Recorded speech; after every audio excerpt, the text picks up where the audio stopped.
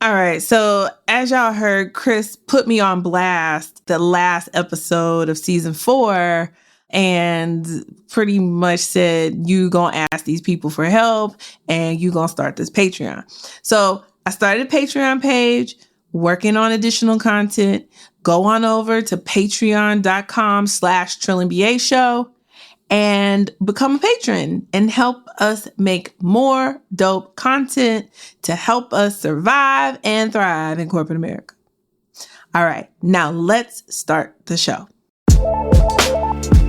Hey guys, happy Sunday and happy Valentine's Day. This episode is going to be a little different. I actually partnered with Tennesha Wood. She is the podcast host of Dating, Relationships, and Love, the DRL podcast. And since it's Valentine's Day and it's the beginning of the year and it was my birthday last month, I am taking you guys along on this journey that I'm going on this year. It is a love journey. I'm freaked out and I don't know why I'm sharing all my business with y'all. Especially this episode you're about to hear. I am telling all of my business, just way too much business, but I wouldn't be the Trillist if I didn't do that. And so I want to tell you guys a little bit more about Tennesha before the show starts. Tennesha Wood is a dating coach, matchmaker, and founder of The Broom List, the first and only matchmaking firm dedicated to pairing marriage-minded Black professionals. You may remember her from the show Black Love, where viewers watched her navigate a new relationship. And I remember this show. It was amazing. Tennesha went on like over 100 dates. She had some interesting men, and it was always funny to hear her stories. But I think through that process, that really left her with all this knowledge on how to attract and keep a high value partner. And so in her coaching and matchmaking practice, Tennesha acts as a mentor, a strategist, a cheerleader, and she helps successful Black singles like me understand and remove the barriers that have gotten in the way of attracting the love we desire. She also helps clients develop the strategy and skills needed to connect deeply to form lasting partnerships. And that's what I'm here for. So I'm really excited for you guys to hear our conversation. We just got into a flow and we just kept recording. And we went from, the parallels of corporate and dating. Like, it was amazing. I want you guys to hear this. So I'm not going to waste any more time because it is long. But I hope that you gain all the nuggets and you see yourself in us because we're all in this together. We're all we have. So with no further ado, please listen to our conversation that will also be played on the DRL podcast as well. So check us out. Hello, my lovely listeners. Welcome back to another episode of DRL, where we're talking everything dating, relationships, and love. Today, I am here with Felicia, who is the host of the Trill MBA show. And today, we're going to get into like a lot of things, including some lessons learned from grandma.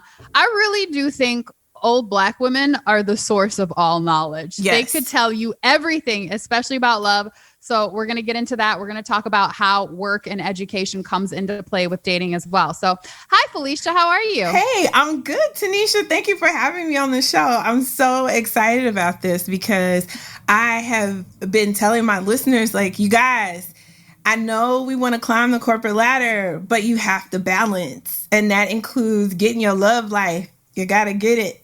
Yep. Yeah, it is about balance. It truly, truly is for men and women. Yes. Because I think a lot of the times men will say, I don't want to get into a relationship until I've reached X point in my career. But then part of the issue is that when they reach X point in their career, any woman that then comes along, they start to question, well, is she here because she loves me for me? Or is it now because I'm at that point in my career? So double-edged sword, and it's about balance. Yes, absolutely. So tell us about you. Like, what is your dating deal? Oh, so it's one of those who can do, those who can't teach. So I'm a complete hypocrite when it comes to my friends and my listeners. I'm like, you guys go out there and date. I am 43 years old. I turned 43 this past January. So when they're talking... Happy belated. Thank you. So when they're talking about the insurrection, they're like, January 6th, January 6th. I'm like, oh my God. That was my birthday. So, yeah, it's been crazy. But I definitely have shied away from dating because I am a Capricorn through and through, and I don't take kindly to BS. So I find that there's just so much BS, and there's like this dance and this game and this and that. And I'm a very black and white thinker. So dating annoys me. And so I realized that the UPS man is not going to show up. And in fact, my UPS person is a woman, so that doesn't work. And so I haven't given up, but I just hear all those things that my grandma and my mom taught me. Mm-hmm. And like I'm very traditional, right? Like, so what was grandma's number one lesson? So we can curse, right? I think I feel... Yes, okay, yes, we can keep it true. Okay, yes. So my grandma her name was Johnny, and she was a person who just said whatever she wanted and however she wanted, and it was her truth. And so she would teach me, like, I was like a teenager, so things you shouldn't say to teenagers. So she was like, pussy ain't free. Don't be giving away no pussy. Like that... I'd be looking like, I'm a virgin. Grandma, you can't say that. Right. Like, I'm a virgin. Like, what do you mean? I was so upset and so nerdy. And she'd always accuse me of having sex. And I was just like, I'm not getting any. If I wanted to. I was just so awkward in that way when I was younger. And she would tell me things, dick come a dime a dozen. And so that's why we don't pay for dick. Dick is free, right? Like, I mean, it sort of is. And I mean that figuratively, right. But the thing that my mom always says is like, she always says, you don't buy a man things. Oh no. She says women shouldn't buy men things. You better not ever give a nigga no money. Mm-hmm. And so I remember I had an aunt, her name was Aunt Elizabeth. Aunt Elizabeth was my great-grandmother's sister. Either my great-grandmother's sister or her aunt. I get it confused. But my Aunt Elizabeth was notorious for buying dick. And my grandma would always fuss about it. Because she would keep a young man. So how much younger? Oh, we talking. So my Aunt Elizabeth was like in her 70s. And I think she was with like 30-year-old, like... old enough to be your child. Younger. Oh, she was cougaring hard. Oh, hard, right? Like hard. And she was the bingo queen. Like it came out in the city paper. She was the bingo queen. She had won a big bingo jackpot. But I'm like, do you know how much money she lost to get that one? But whatever. But Aunt Elizabeth was very eclectic. And she just, again, the women in my family very much do whatever they want to do, say whatever they want to say. However they want to say it. So that's why I struggle in corporate. That's the opposite of how you need to show up to survive. So, but my grandma was just always very much like, she knew her vagina was worth monetary gain. And she would say things like, well, as long as you got a gold mine between your legs, you should never have a bill that go unpaid. You got a gold mine between your legs. Your lights should always be on. Right? Like. But the funniest story, oh my God, my family would kill me probably if they heard me say this story. But it's the truth. I won't send this episode to your mom. Don't worry. Well, my mom and my grandma passed away. So that's why I'm like, I can talk about them. They're not here. But I'll never forget. It was like, I was 30 something. My grandma was real sick. So my grandma, she had emphysema. She smoked all her life, because back then smoking was sexy. Right. And so she had emphysema and COPD, advanced COPD. And so she had coded out No. This was before that. So I came to visit her one time, and she had some issues, and so she was in the hospital and she was rehabbing. And so this was like a year or so before she died. And I was excited because I had not too long graduated from business school, and I was making $100,000 a year. So I was like, Granny, guess how much money I make? And she said, how much, baby? And I said, I make $100,000 a year. And she said, oh, how you do that? And I said, with this. And I pointed to my head. And she goes, oh. She goes, well, I ain't never made no money like that, but I can sell some pussy. And I was just like, what? And then she goes on to tell me the story of the first time she realized that she could make money with her thing. And so she tells me she was dating this dude, and it was a date. So it was a date to her. And so they was done doing what they did, and he left $20 for her. So mind you, this is back in like the 40s, right? So $20 seemed like a lot of money. Right. So he left her. He's like, here, I want to give this to you.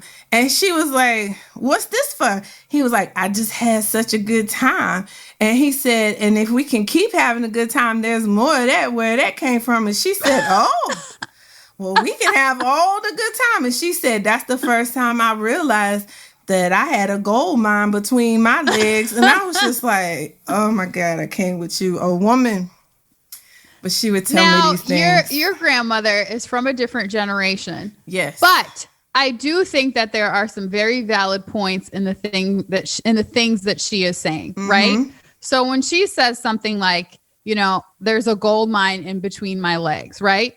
So let's think about anything that we deem valuable or precious or worthy of more, right? We do not just give it away, right? So if I say, hey, I have a diamond at the house, I'm not just going to be like, hey, anybody want one of my diamonds? Does anybody want one of my diamonds? Come get one of my diamonds. Right. No, that is precious and that is valuable. Yes. Now, we might not trade it for some change, but what we should be doing is expecting more when we're giving more. Like, I think ultimately what happens with women, that I wish we could stop getting caught up in this cycle, but we give our bodies sometimes before we're getting what we need, which is like an emotional connection, a commitment, right, and everything that comes with that. And then when we're not getting those things, we're like, well, maybe I need to do more. And you start giving more and giving more and giving more. And then pretty soon you end up in this one-sided relationship, and you're wondering why you're not getting what you want. Right. You gave it up too soon. Sorry. No, it's true. And that's why I stopped. Like, that's the reason why I don't really date, or I'm not. It's like, I may not be Beyonce, but I know I'm worth some private jets. So, right? Like the whole package. So like, I look at this as like, at the end of the day, I am going to bust my ass as the woman to create a home, to make it peaceful, to be your support system, to give, because I'm a giver, right? And so I'm not, my grandma, she was good. Like my grandma, my mom, they understood the power of their femininity, and they used it for, I mean, according on who you are, you may think it's for ill. I thought it was cool. Like after I grew up and I understood what was happening, I was like, y'all some bad bitches, man. But they knew that wasn't the life, to depend on a man. Like they taught my mom, you're pretty. A man will take care of you. Go find you a good husband. And so she met my daddy, and well, that didn't, that was wrong. Like she just, she messed that up. Well, she made a mistake, right? Like she didn't pick wisely. She thought she did though. I mean, my father, monetarily wise, he's a multimillionaire somewhere, right? Like he's rich. I ain't seen none of that. She ain't seen none of that. Like he's somewhere in Nigeria, somewhere being happy with his second wife, or I guess being happy. I don't know. But you better claim your winnings. Listen, I'm just like, can I get in the wheel? That's at this point. I don't know. But he he didn't know how to be a father, right? He wasn't equipped. And so here she was thinking, I'm marrying this man. He says he's going to take care of me, blah, blah, blah, blah, blah. But then when the rubber met the road and she wanted to stay in the U.S., he was like, all right, deuces, peace out. And that was it. So that's the thing. You can be as pretty as you want to, and you can have the bombest ass pussy ever, right? But if you go after this stuff for all the wrong reasons, yep. I mean, it's crapshoots. Right. You know, the other thing that my mom always says, and I believe it to this day, she says that you should always marry a man that loves you more than you love him. Oh, yeah. My grandma used to say that all the time. And I remember growing up, and if I liked a boy, she'd be like, you like him too much. Right. Like, you like him too much. It's not going to work. And so I wholeheartedly stand with that. And the reason she says it is because she says that it is in a woman's nature to love and care for whomever she is with. And it is not hard for her to do that and to develop that sort of a connection. But she says, if a man doesn't love you, there is no changing that. He will not grow to love you. You cannot change him into loving you. It just is what it is. So you better marry the man that is just in love with you. And I think it's true. Yeah, but the problem is that's the nigga that gets on your nerves and you don't want to be bothered with. See, that's how it always works. And my mama always said, you're never going to marry the man that's the best dick. The best dick you ever had, you can't marry him. He ain't no good.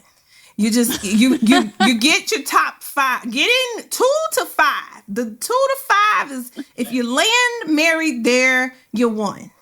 But if you marry that nigga that puts it down better than ever anybody, you're going to find yourself confused and broke probably. Well, it depends on if he knows, right? Have you ever met, there's this rare unicorn type of man. I've seen it a couple times, but it is rare. Have you ever seen a man that was just fine, like tall, gorgeous, but he didn't necessarily know it? Man, see, you got to catch them dudes in high school. When they still got glasses and buck teeth, the braces and all that, like you gotta catch them when they're Theo, because when they get to be Malcolm, they still think they Theo and scrawny, but they be humble. But by then, like it'd be too many bitches beating through it at them, and it's just like you can't.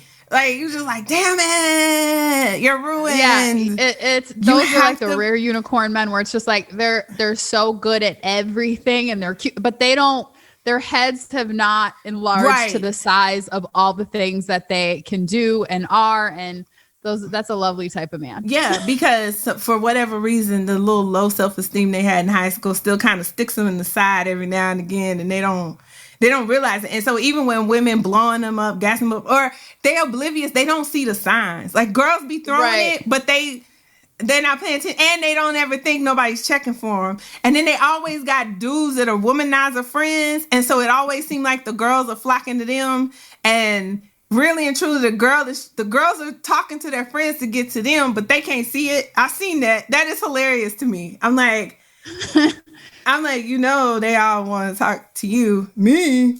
What you mean? Ain't nobody checking for me. And I just like... Do you think that nice guys do in fact finish last? First of all, let's be clear. This is a patriarchal society. I wish people would stop talking this shit. If you a man and you got a job, right? Like you working steadily, you ain't in a bunch of debt, you saving your money, you got a place to live, you have your own transportation, you can take care of yourself, you can have all the pussy you want. Like, I don't want to hear that shit. That's bullshit. I don't think they finish last, but I do think that they aren't valued in the way that they should be all the time. Or is it that they're not valued in the way society tells them that men should be valued?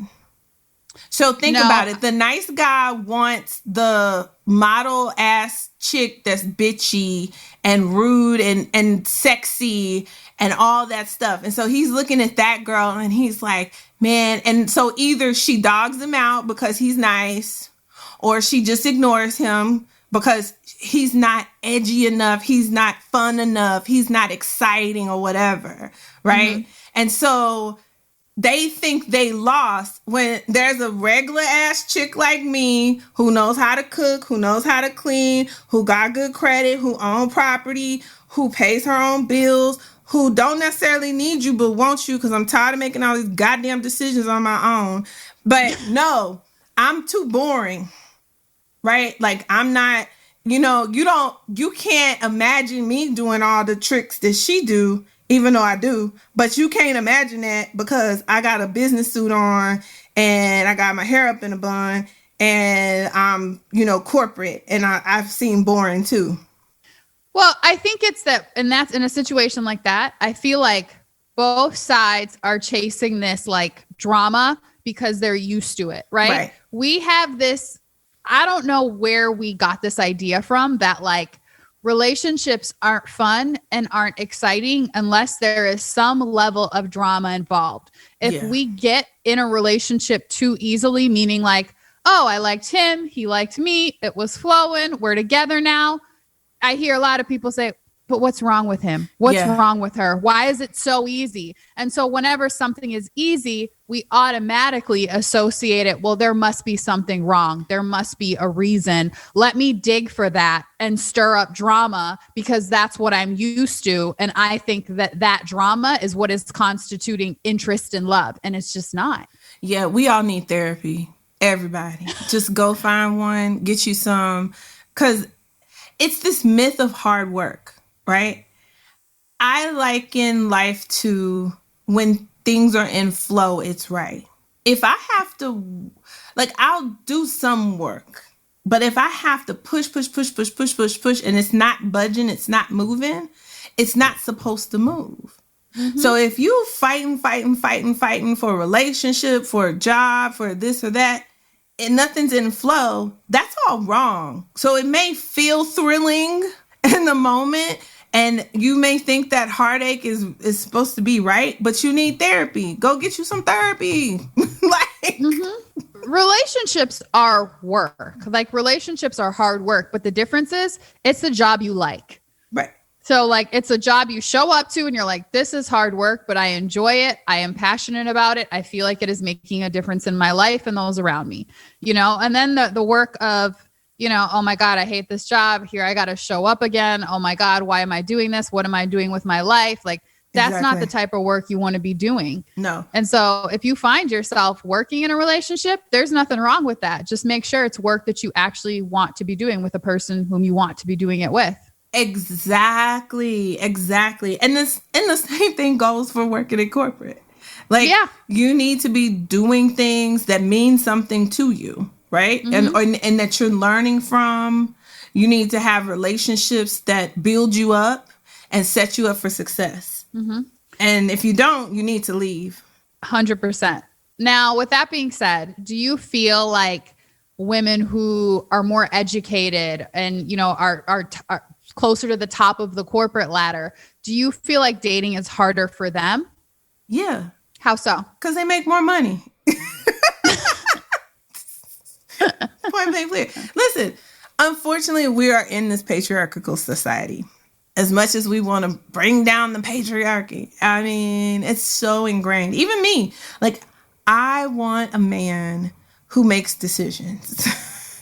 I work in corporate. I make decisions all day. Then I come home, proverbially, not, in this pandemic, but then I come home. Then I go from the kitchen to the living room to my office. Exactly. My commute. I'm still thinking about the stuff I got to do tomorrow, the podcast, the consulting work. I'm building an apartment complex now. Like, I'm doing all these things. I'm making decisions. I'm having meetings. People, I'm answering them this, I'm that, and blah, blah, blah. The last thing I want to do is at the end of the day, here, babe, what you want for dinner? I don't care. You know what I like. Just go get it. I'm going to eat it. I'm not going to complain. I promise. I can't stand women who have a man who wants to take care of them. And they say, oh, I don't care. Get whatever you want to get, babe. I'm good. And he like, okay. And then he go out and he get, let's just say for shits and giggles, he goes gets McDonald's because it's right up the street. He know you hungry. He know you want something. He got you food. He got you sustenance. He cares. And then your ass is like, I don't want no McDonald's. I swear for God, if you see yourself or hear yourself in that little made up story right then and there, go in the mirror and slap yourself. Slap yourself. Yes, slap your own self. Be violent to yourself because you are crazy. Do not tell somebody, I don't care what you get. Then they get you something because you said you didn't care and then get mad at them because they didn't get the thing you didn't even say you wanted. Don't do that. That drives me nuts. Well, it's really a communication problem, right? And I think like sometimes we as women like, and I'll take responsibility for this in my own relationship. Like we don't always say exactly what is on our minds, right? Mm-hmm. Sometimes we do well, I just thought you would know. I said like whatever, but you know that I don't really like McDonald's like that. And why would you get me that? Like, just say what you want. It's like we think that a man sort of guessing what we want means it's a sweet gesture. No. And he knew exactly what I wanted. And then he got me this, even though I didn't say so. No. And so the gesture becomes not about the thing. So like the food I'm feeding you, the gesture is now, can you guess correctly what is on my mind? See? And it's not fair. And I don't mean to generalize, but like I said, I myself have done this before, like I don't really care. And maybe it's about food. Maybe it's about an incident that happened. And this is something I had to become very aware of and stop doing it. But like this whole expectation that your mind can get read, just stop. Like just say exactly what you want. Please. And a man is either going to be able to do it and comply or not. But like the guessing game just adds a whole nother layer. I am notorious for saying, oh, it's fine. I don't need you to do that. I don't need you. No, don't do that. I got it. I could do it. Yep. I got it. And then I'll be like, he really just didn't do that for me. Like he really couldn't get that done. See, like, you need your butt whipped for that. This was now let me just say, this was like, 2016, 17 Tennesha. Gross. Okay. So yeah, I do not do these things anymore. But for some reason, it was ingrained in me to say, I got it. I could do it. I got it. Isn't it horrible? It's the worst. I just couldn't stop. I was trapped. It's the worst. Like I'll never forget. I was in my mid to early 20s and I was at a conference that I was selling prepaid legal insurance. This is back before business school and I was doing all, I've always been trying to hustle something.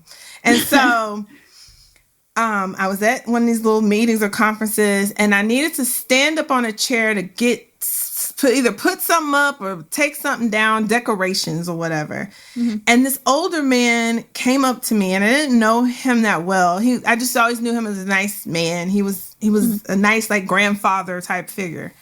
Mm-hmm. And he came up to me and he said, oh, let me get that for you. And I was like, nah, I got it. And that man sat me down and said, look here, let me tell you something. When a man says he's going to do something for you, you let him do it. And when I was younger, I was offended. I remember in that moment, I was so offended because I was like, how dare you take away my agency? I don't need no man. Because my mom had raised me because she was taught you're pretty.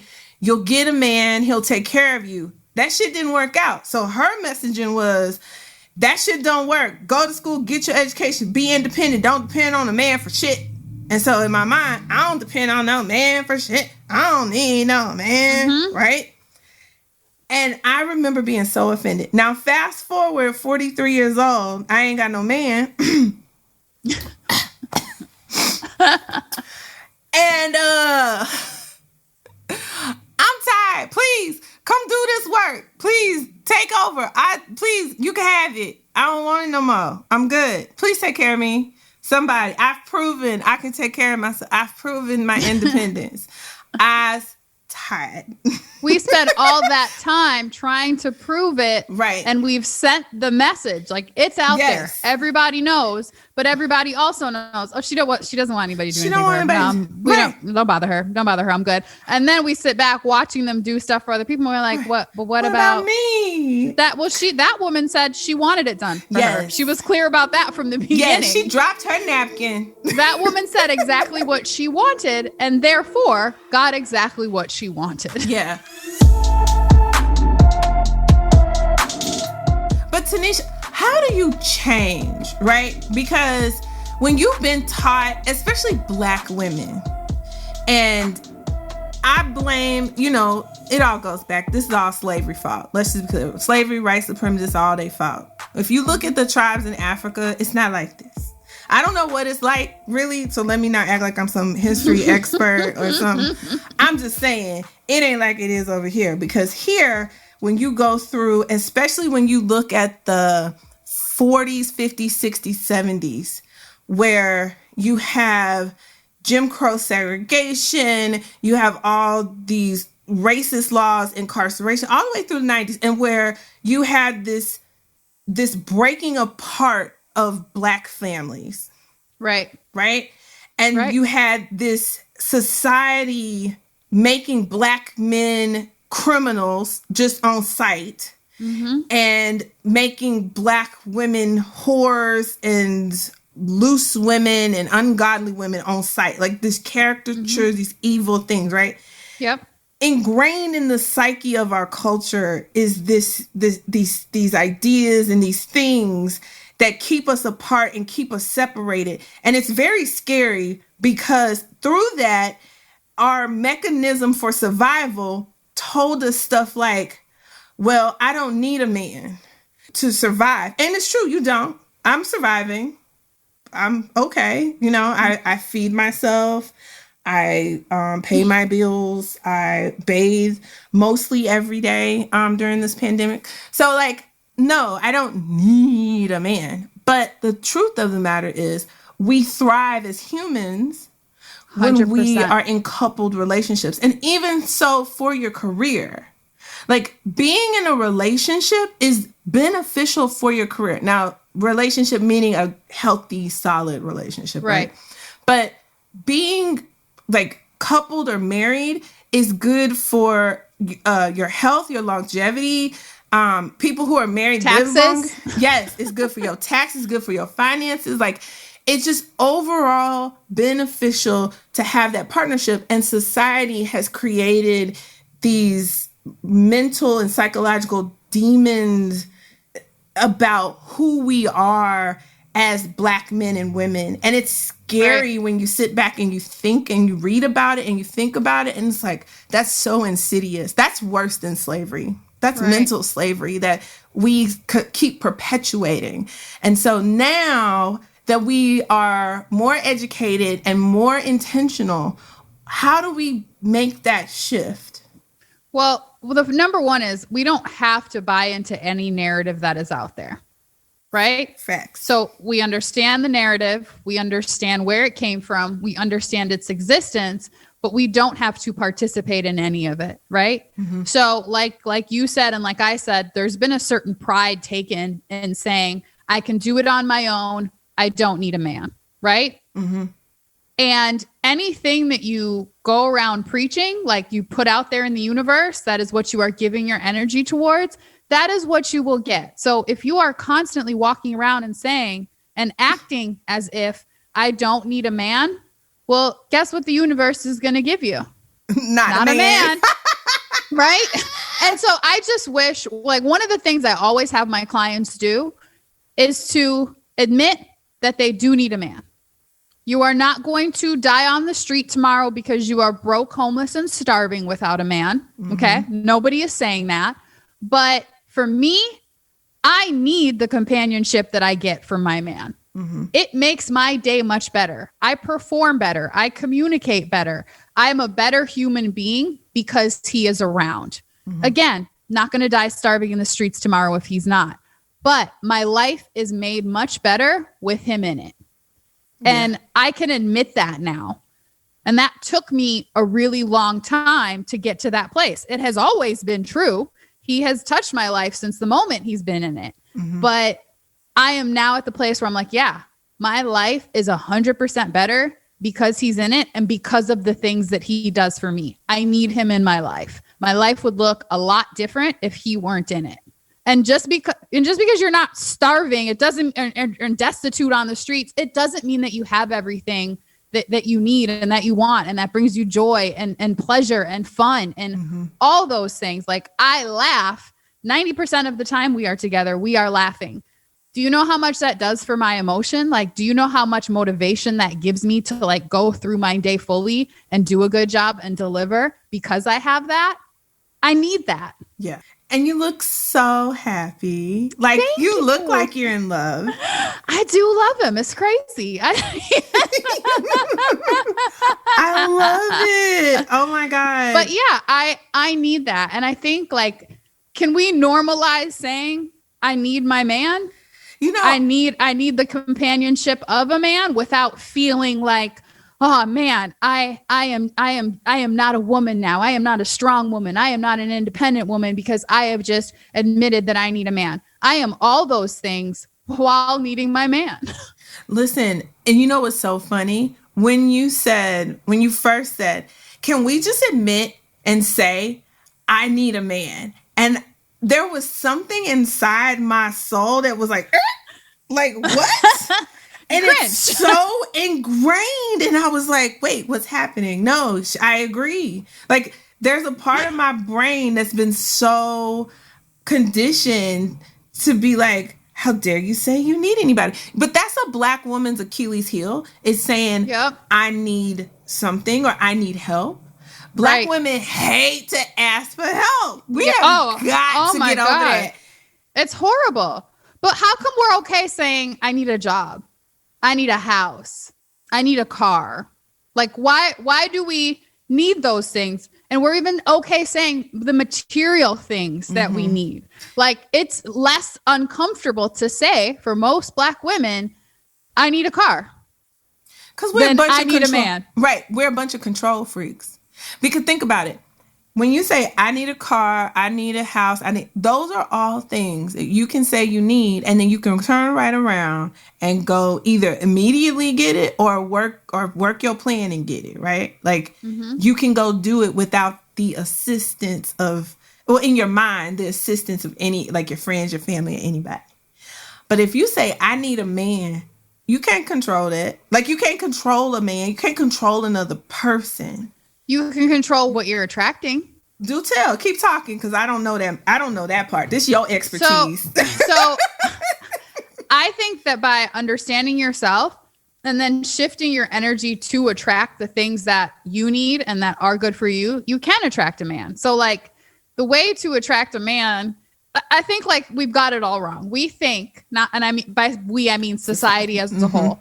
We think that the way to attract a man or woman is to go out, look your best, be friendly to every man in the room, make it known that you're single. And though these things can't hurt in the process, that's not how it actually works. Like, have you ever seen somebody, man or woman, just sitting there and maybe at a bar pre-COVID, just sitting there at a bar, and there's just something about them and you like are attracted, again, man or woman, where you're like, I want to talk to this person. Like, I want to know more. There is something, and you're not sure what it is. And it wasn't necessarily because they were like really attractive even, or it was like they had a certain aura about them. There's like a confidence. There's like a self-assuredness that like attracts people to them. And I think that sort of swagger comes from understanding yourself, being yourself, and loving yourself. Because that person also isn't necessarily the person that everybody's like, oh my God, I love that person. But you are attracted to their energy. No, I call that, for big girls like me, I call that the Jill Scott essence. And I be trying to figure out how to get it, because that's exactly what that is. I have never met a man that said that they wouldn't try to get with Jill Scott. I'm yet to meet a man that say they wouldn't try to get with Jill Scott. Jill Scott is the universal woman, right? Yep. Like, every man wants Jill Scott. I'm trying to figure out how to get that unlocked in my head. But I will say this. I was listening to one of your episodes. I forgot the guy's name, but he was, at the time, he was like 47 and he was going to get a surrogate and he got engaged to a woman named Shar. I don't know why I remember the Shar. Yep. And Omar. Yes. And he was talking about how he met his fiance. And he said something to the effect of, yeah, of course, I saw she looked good, but she was standing in front of a restaurant and he just said it was her calmness, her everything that described her energy. That's what he said that made him basically ask her out. And that's, as human beings, how we're attracted to people. Like, we think it's mostly physical, but it's actually mostly energy. Like, we're attracted to people on an energetic level. That's why sometimes it's like you like somebody and you can't even really explain why. You're just like, I don't know what I like about, I just like him. That's energy. And so when we are confident in who we are, that's the energy that comes out. And people are like, oh, I want a piece of that. I want a piece of that. Yeah. I will never forget.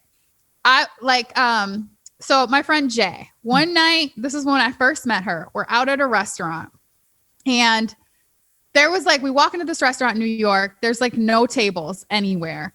And these guys are like, hey, they kind of like flag us down. It was just like a group of like maybe 4 guys. It's me and Jay.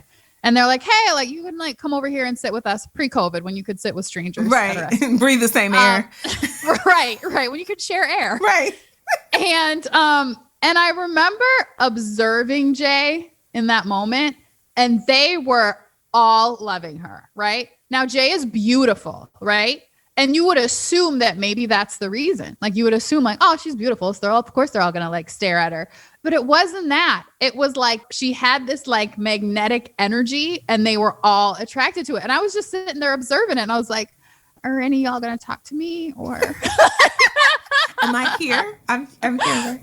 But it was so great to watch. It was like the first time I think I really just noticed it in its like true essence and like the power of it. Yeah. My mom had that thing. Like, and I don't know how much it was like she knew she was pretty. Mm-hmm. And for South Texas standards, my mom and my grandma, like my mom's side of the family is Creole, like Louisiana Creole. And so they're, light skinned.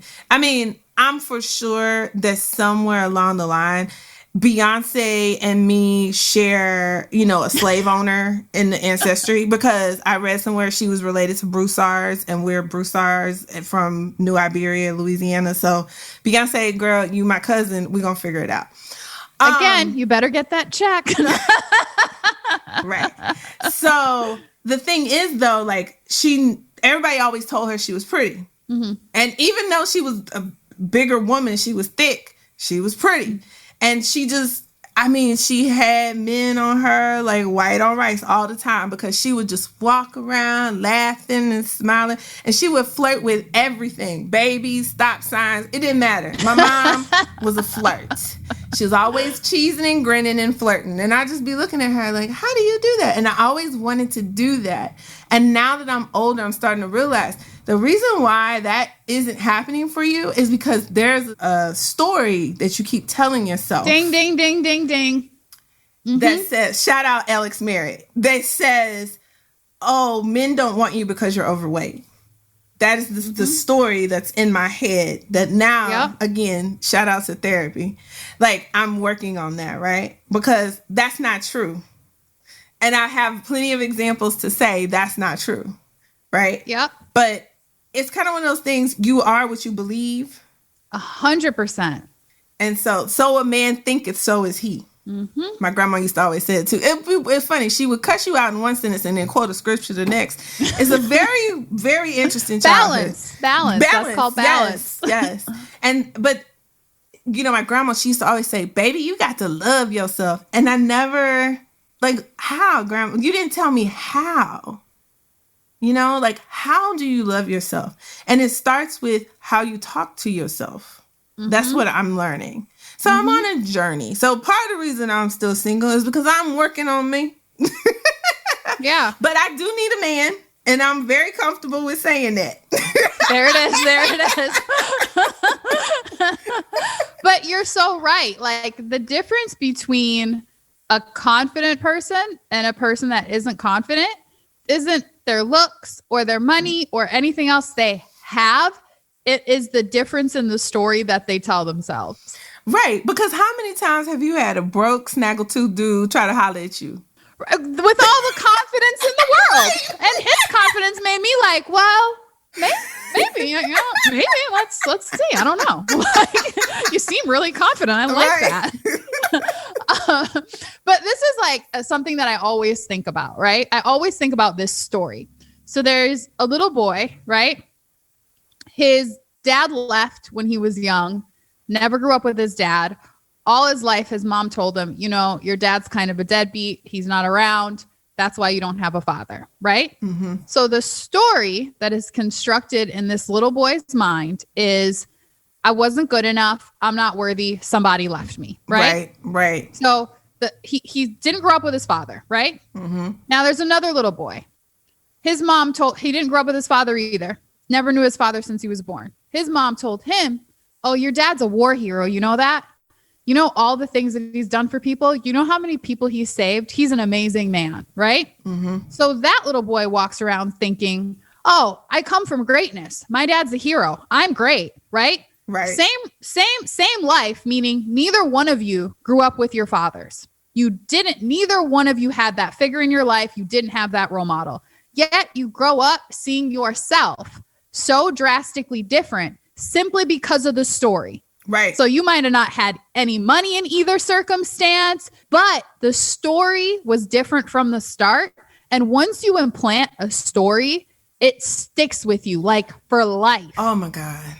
Yes. And it's so hard to excite. Like one time I asked my therapist, I was like, is there some type of like mini lobotomy I can do to get this shit out my head? Cause it's fucked up. Like sometimes I hear myself, I'm my own worst critic. And I hear my own self dialogue and I'm like, really? Like, that's how you going to, I was like, if I talked to any of my friends like that, I wouldn't have any friends. Mm-hmm. Right. And so I don't know what it is about when you're a child and you're told something and you interpret it a certain way. Right. So like, it's funny because that story applies to me. My father, he divorced my mother and left, and that was it. He was gone, disappeared. And my mom, she would always tell me things like, no, your father loves you. He's a businessman, so he has to work very hard. And what I turned that into is he cares more about business than me, and I'm not important. And then once I realized like, oh no, this nigga left. Like, he didn't want you. Then the story became, oh, well, men don't want me and my father doesn't want me. Like, you know, not even my own father wants me. So why would any other man want me? Right. Right. And I don't know how that happens. Right. Like how the brain does that or where that came from. Because never ever did anybody ever say to me, oh, a man don't want you because your daddy don't want you. Nobody ever told me that. That is literally shit that my 13, 14-year-old brain came up with. Mm-hmm. And then it encodes in there. Yeah. Right. So like when you're young, that's literally, it's like, you know, how people say AI isn't perfect. Well, it's programmed by human beings. So like, it's not the AI, it's the humans, but those messages come in there early and they're just like being like, and then the older you get, like the deeper they get in there and the harder it is to then change the narrative and the story. But how you can do that is like by working that muscle. Right. Literally, it's like there's muscles in our body that we just never work, but it doesn't mean that like they can't be built. It's just a matter of like doing it little by little and every single day until the muscle of I am good enough, I am worthy is just there and you no longer have to like think about it. Yeah. So it's just in every moment of your life, like say those things to yourself. And even if you have to say it out loud and you feel like you sound silly, like say those things out loud to yourself. Right. So one of my little affirmation hacks, I set my computer password to an affirmation. So every time I have to type it in. So like right now it's I am great, blah, blah, blah. Like, and some numbers and some letters. I ain't gonna give y'all my computer password. But like, what's that password? Right. But like, and so every time, and the cool thing is, especially for your work laptops, and they make you change your password like every 90 days or whatever. Right. So you change it to a new one. And so that's one of the ways where literally every day, multiple times a day, I'm telling myself I am great. I love that idea. Yeah. That is an amazing idea. I got it from somewhere. That I didn't make that up. Somebody told me that to do that with some therapy. I done forgot, but I can't take credit for that. But please use it. Pass it on. Yes, I like that. I like that. Okay, ladies. I have decided for 2021, I am going to embark on a love journey. Listen, we work hard, we brunch hard, but we're not loving hard, right? Like, at least I'm not. And I don't know about you, but I put a lot of time and effort into my work. So my friend Alex, who I actually have on the line, hey, Alex.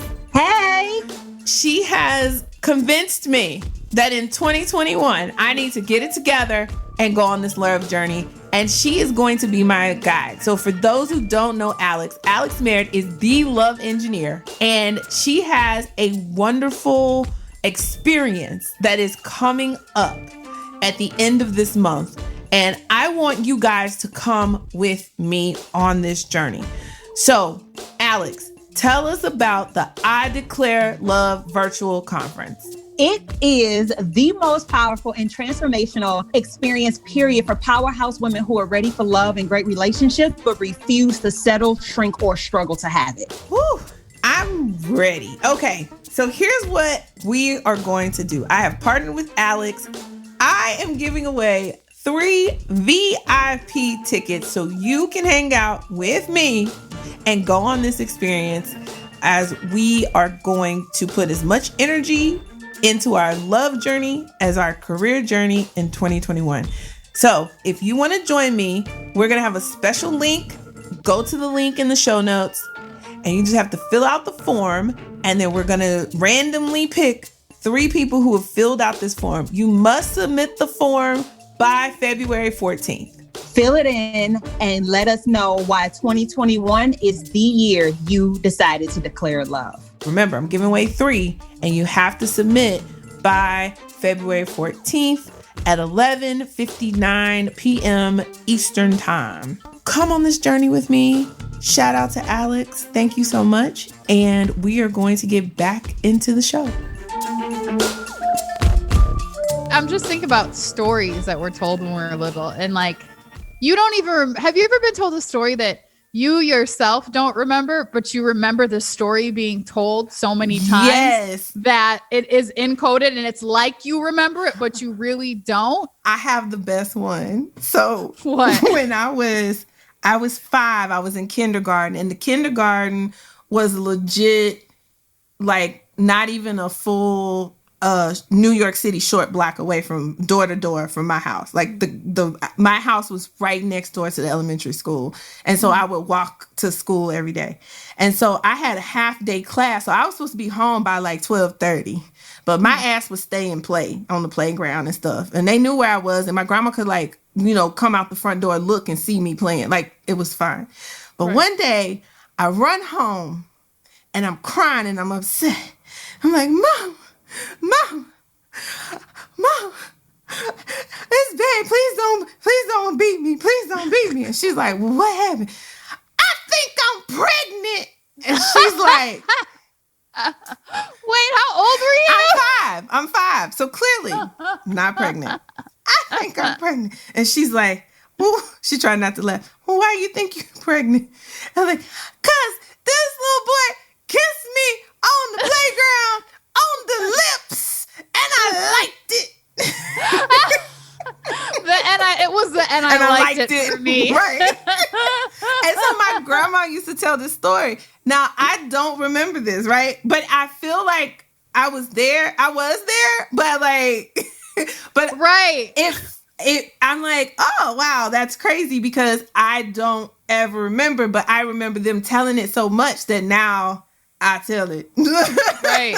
And I would have to like speak to a psychiatrist about this, but what I would be curious about is how do those stories, whether we remember them organically or whether we remember them because they're being told to us, but how much does that impact like who we are and who we decide to be versus who we tell ourselves we are? Well, you know, that's just how I am, you know? And then I wonder how many of that's just how I am stories came from secondhand stories about us.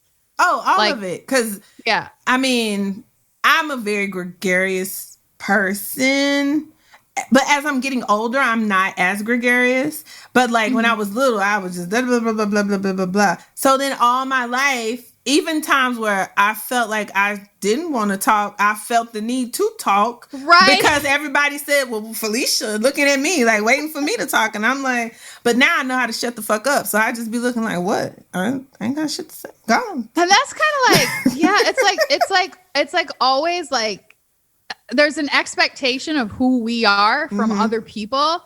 And like we feel the need to uphold that even in times when we're like, I'm not really sure like that's who I am or anymore if that's who I am. But like people sort of expect it. So now I have to like in a way perform a caricature of myself. Like I think I am OCD. Like I just am like weird. Everything has to be in a certain spot. But sometimes I wonder for real, I'm like, is this who you are? Like, why did you feel like this has to be this way? Like how and when was that idea implanted in your head? And I always remember this story that my mom tells where I was playing and then these boys came to the house to play with me. And my mom had just gotten a brand new couch and dude went we're like 4 and dude went and sat on the couch. And I told him, I was like, get your dirty self off my mom's couch. Like you are so dirty. Do not sit on this couch. And so like that she equates that to, she's like, that's very Tennesha. Like you will tell somebody like, do not come in my house disrespecting, you're being messy, I don't like it. But I'm like, is that me? Or did you just tell me that was me? And then it became me because you told me. Right. Or where did you pick that up? Or is your mom that way? Like, she is. So sometimes these are learned behaviors, right? Right. Like, right. I feel like my propensity to be outspoken totally from my mother. My mother was very outspoken, very much stick up for yourself, stand up for yourself, speak up. Don't let nobody talk down to you. You know, you got a brain, use it. And this whole idea, Felicia, you so smart, you so smart, you so smart. And I'm like, now that I've met like real smart people, and of course they're a little socially awkward, I get it. Like I'm not the sharpest knife in the drawer, but I can cut a bitch. That's what I tell people. I might have to use that one too. Yes. Because I don't have to be the sharpest to cut, right? So like, and that's the thing. It's like, as we think about this idea of balance, right? Mm-hmm. I don't want to wait until I somehow arrive to I've worked on myself destination. I don't know what that looks like. I'm crazy. So like, but you're never going to be done with that. Yeah. So like we're all always working on that. So how do you balance dating, working on yourself, and then all your side projects and your job and this and that and stop having that, oh, well, I got to work on myself as an excuse to not date, and I'm asking for a friend? Well, I think number one is when you see you as number one, you're ready to date. So it doesn't have to be, I see me as perfect and as perfectly healed and I'm ready now. No, you're never going to be perfect. But when you realize that you are your first priority and that you are always going to put you first and you're number one, like you can date. Like, but be clear with your partner, like the things that you're working on, right? So like, hey, these are some of the issues at a good time. So don't like come into it, date one, like, hey, here's all the things I'm working on, but be open about where you're at. Like none of us is perfect. Like nobody is coming into a relationship perfect. And if anybody ever says that to you, run, they're a serial killer. Yes. Or the president of the United States for the next 2 days. Right. But like, like have those vulnerable conversations early in the relationship. Like just say, hey, these are the things I'm working on. Like, I remember what actually made me really like my boyfriend early on was he literally sent me a list of like, he's like, you know, I'm not perfect. I know you really like me, but I'm not perfect. And here's some of the things I need help on. And here's some of the things I need to work on. And there was things on the list, like, and sometimes you'll have to remind me to get a haircut because like, sometimes I just don't care. And it's not that I don't like want to look good or want to look good for you, but like, sometimes like, I just need that push to do things like that. And it was so honest and raw. And I was like, did he really just share all these issues with me? Yes. Let me share mine with him. And so like, it's okay to be vulnerable and love yourself first and like work on this with your partner. It's fine. No one's perfect. Oh my God. That level of self-awareness, because you have to be self-aware to write the list in the first place. Like, exactly. That self-awareness is so like, that shit's sexy. Yeah. Like, nobody, like, and it's like, I don't care what your issues are. I mean, I do. You can't have some issues. I'm just like, you can't want to kill people, right? Right. Like, you can't be like, I'm really struggling with killing people. Okay. Right. Or I have an issue with cocaine currently. Like, no. Right. But like, that's too much money. But like, I am willing to help with an issue if I know what that issue is. Like, we can get through anything if we could be honest with each other. Mm-hmm. Like, that to me is like the holy grail. Like, if I could just say, here's what I'm struggling with, and know that you're not going to judge me. You're not going to use these things against me at some point. Like, I'm actually safe to reveal who I am, then like I will. And it's beautiful. And like, that's where a really genuine relationship comes from. Like, you know, the relationships I really don't like are the ones that are like a job where it's like, hey, I just like have to be perfect. Like, have you ever heard those women who say they go to sleep with their makeup on? I've never heard a black woman say it, but I've heard women say that. I have heard and seen at work, and they are not named Felicia or Tanisha. Okay. Right. And I'm like, sad. Like, that's very sad that you literally feel like the person that you are waking up in the bed next to, you literally have to put on a whole facade all the time. Exhausting. Oh my Lord. But girl, them white women had books that told them how to be in the 50s, right? That told them how, and that's the shit that was in the books. Like, never let your husband see you without makeup. Never let your husband, like, that shit is so pervasive in society. I watched Mad Men. They still were cheating. So might as well be yourself. It doesn't, like, you can do the most. Because oh my God, last night I was watching, I have insomnia. And so I was watching the Tiger Woods documentaries on HBO. It's like 1:00 in the morning. Oh, I kind of want to see that. Oh, I'm fascinated by him. It was fascinating. And I just felt so bad for him because he literally had built up a persona that was not 100% him, because the real him had his dick all over Vegas all day, all night, all kinds of ways. And then because he had to play the nice guy, he couldn't be honest with the women and like, yeah, I'm sharing my dick with you, and you. He was like, actually like having relations. That's why all them women came out, because they were mad because they thought, oh, I'm the only one outside of your wife. And I'm girl, like, you ain't the only one that's trying to be the only one. Right? It's a lot of only ones, heifer. And so, you know, he had this way of making them feel special, and he was confiding in him. So not only was he physically cheating, he was also emotionally cheating, right? That's got to be exhausting. I know. I was like, and on top of that, you're injured. Your body's injured. You have all this pressure on you to keep up the lie of perfection, of being some superhuman person, because all these white folks in Gotham put you on this pedestal, and your daddy died, and you just a hurt little wounded child, but you can't get no help because you Tiger Woods and you supposed to be immortal. Child, I was like, this poor man, this poor human being.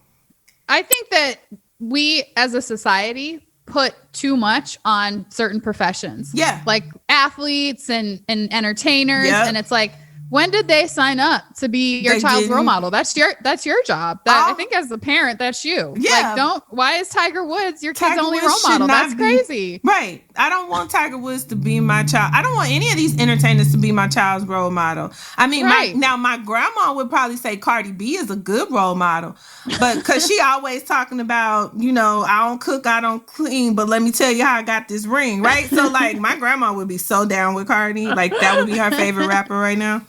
But like, outside of Cardi B, I don't want, like, I am a Beyonce fan because I'm from Texas. Texas girls ride for each other. And y'all are cousins. Yes, and we're cousins and all that stuff. But Beyonce is a human being. If I met Beyonce, I'd be like, oh my God, you are the shit. Come talk to me. Like, I would treat her like I would treat any of my other girlfriends that I just love, right?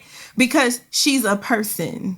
Just because she get up on that stage and she be doing them things to her knees like that, like every time I see her dance, my knee hurt. I'd be like, oh, girl, how you do all this? You popped it like 20 times in a row. Like, I can't.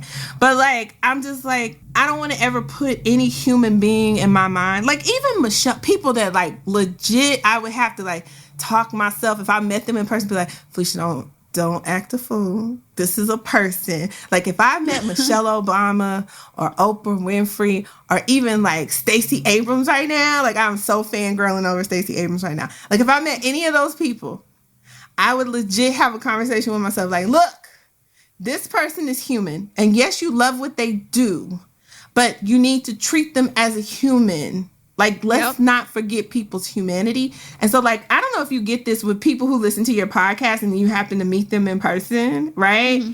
And they're like, oh my God. And I am real quick to be like, hi, I'm Felicia. What's your name?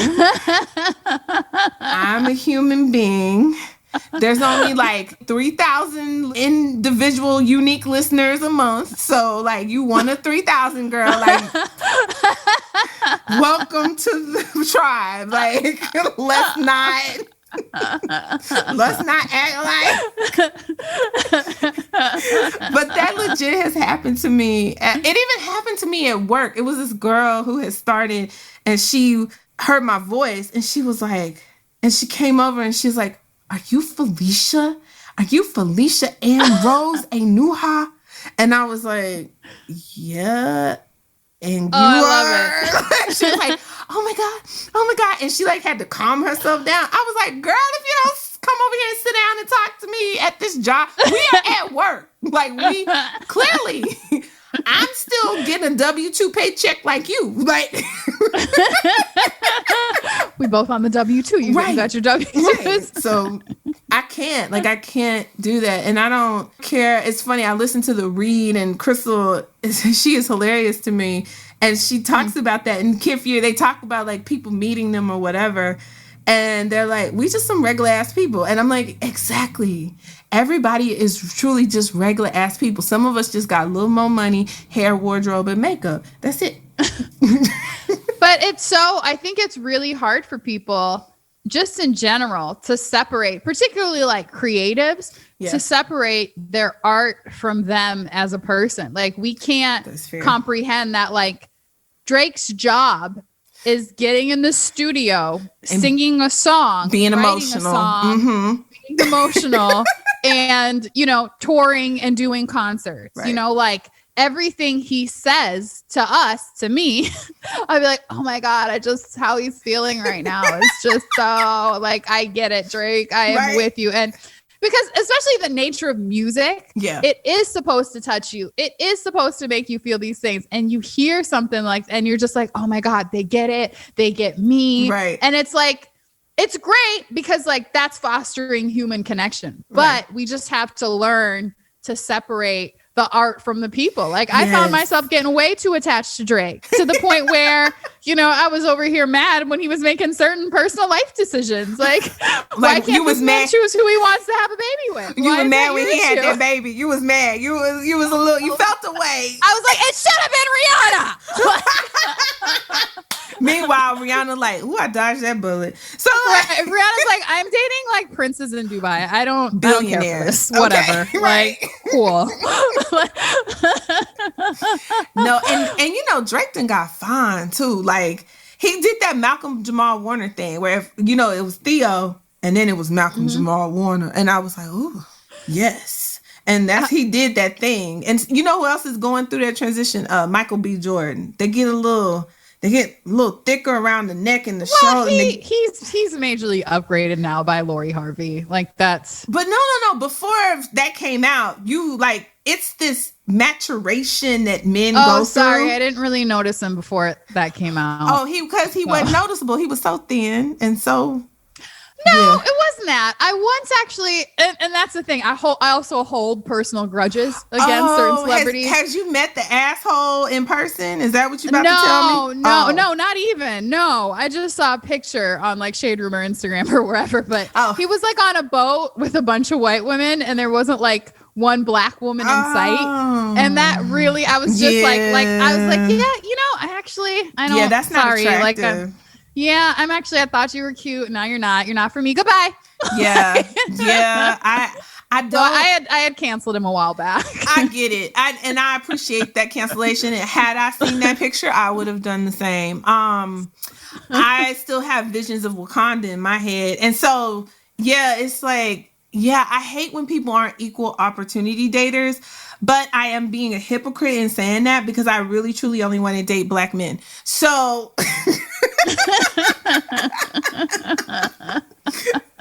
Although I be looking at Serena and I'm like, I could do it. But her man really I feel like he gets it. I feel he's on Twitter like going to bat for her. Like don't come at my woman. Yes. So I feel like in a case like that, I get it, and I could ride in a case like that. Yeah. The Trill NBA show is happy to announce a partnership with a fantastic organization named Juno. Juno uses the power of group buying to help people get lower interest rates on new student loans and student loan refinancing. So if you're like me and you got a bunch of student loans and the interest rate is high, Juno can help you get lower interest rates so you can pay off your student loans faster. Listen, I am so excited about this. Why? Because Juno is completely free. It is a free resource. You have no obligation to take the offered deals. Juno gives power back to us, the borrowers, and allows us to take ownership of our financial future. I am so excited about this partnership, and the process to becoming a member is simple, and it only takes 2 minutes. So check out the link in the show notes to learn more and get lower interest rates on your student loans, y'all. Let's save this money, okay? Now back to the show. Anyway, Felicia, I wanted to ask you this before we got way off track, but this was good combo. Okay, so tell me this. From where you were 10 years ago, so you were just 33. Graduating. Yes, and I just graduated not too long. I just got my MBA, started working. What's changed for you during that time in the last 10 years with how you see men and relationships? Ooh. I'm trying to distill it. It's like 100 things. One, I realized that I have to get intentional. It's not just going to happen. That's the biggest thing. I always just thought, I'll just, live my life and be fabulous and make all this money and, travel and blah, blah, blah.